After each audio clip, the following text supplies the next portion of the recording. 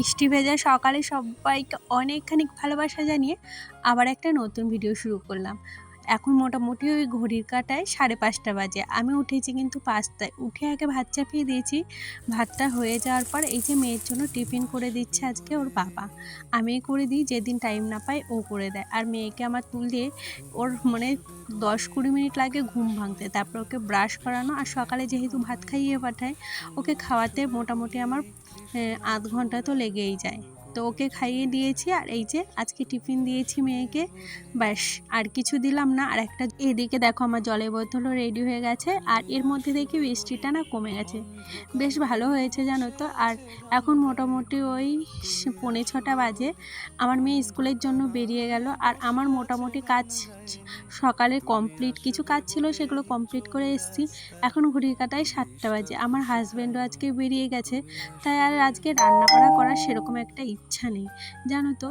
আর এই যে এখন ঘরগুলো গুছাবো, যেহেতু বর্ষাকাল, বাড়ির অবস্থা একটু খারাপ হয়ে যায়। কেন বলো তো, ওই যে জিনিস শুকায় না, শুকাতে তো হবেই। আর আমার কোনো জিনিস যে নোংরা হবে আর সেগুলো আমি ভুল করে রাখবো একদমই পারি না। সেগুলো যতক্ষণ না না গাছি আমার একদমই ভালো লাগে না জানো তো। এই যে এগুলো দেখলাম বেশ কিছু শুকিয়ে গেছে, কালকে যেহেতু সারা রাত ফ্যান চলেছে, ভেবেছি ওইগুলো আগে বেড কাভারটা আজকে চেঞ্জ করব। কেন বলো তো, এই বৃষ্টি বর্ষা হচ্ছে। আমার ননদকে আজকে আমি বলেই দিয়েছি আগের থেকে যে আজকে আমি সেরকম একটা রান্নাবাড়া করবো না, তুমি আমার জায়গা ঘরে খেয়ে নিও। আমার দুটো রুম, একটা রুম আমার ননদের জন্য আর একটা আমাদের জন্য। তো আমার ননদ বলেছে থাকবো না, মানে আমার এত ভালো ঘর থাকা সত্ত্বেও উনি টিনের ঘরে থাকে একটাই কারণ, আমার জায়ের মেয়ে ওদেরকে প্রচণ্ড পরিমাণে ভালোবাসে।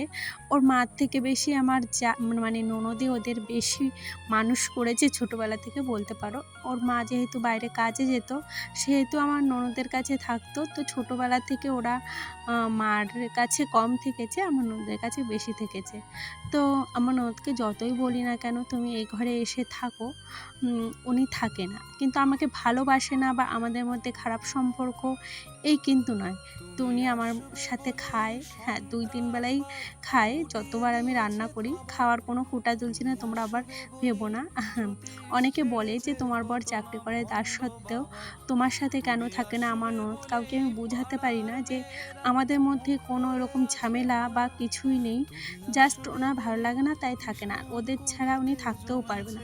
আর সত্যি কথা বলতে কি, আমি শ্বশুরবাড়ি আসার পর আমি বেশিরভাগ এই ঘরে একাই থেকে এসেছি, আর আমার ননদ কোনোদিনও আমার সাথে থাকেনি।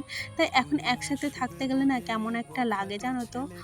তো এটা সম্পূর্ণতে অভ্যাসের ব্যাপার, কেউ খারাপভাবে নিও না। মানে দেখবে তোমাকে যে পাত্রে রাখা হবে তুমি কিন্তু সেই পাত্রেরই রং ধারণ করবে। তো একসাথে আমাদের থাকা হয়নি বলে আমরা একসাথে এক ঘরে থাকে না অ্যাডজাস্টমেন্ট করতে পারি না। যাই হোক, একটু তুতলে গেলাম, এটাই হলো সমস্যা। তবে হ্যাঁ, আমার দিক থেকে কোনো প্রবলেম নেই। যদিও আসে, আবার থাকতে থাকতে হয়তো আমারও অভ্যাস হয়ে যাবে, ওনারও অভ্যাস হয়ে যাবে।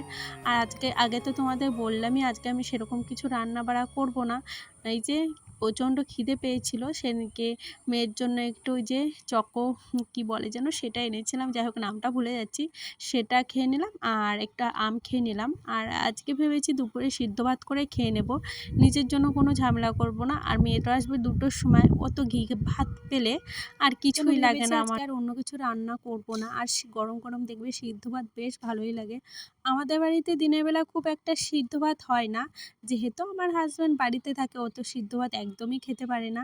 আর দেখেছো আবার বৃষ্টিটা নেমেছে, মানে বৃষ্টি একদমই ছাড়ছে না।